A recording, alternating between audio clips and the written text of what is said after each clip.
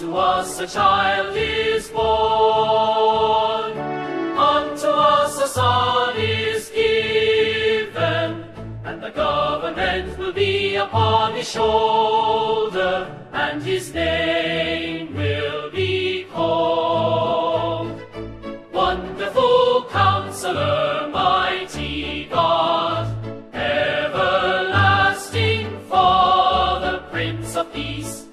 Of the increase of his government and peace, there will be no end.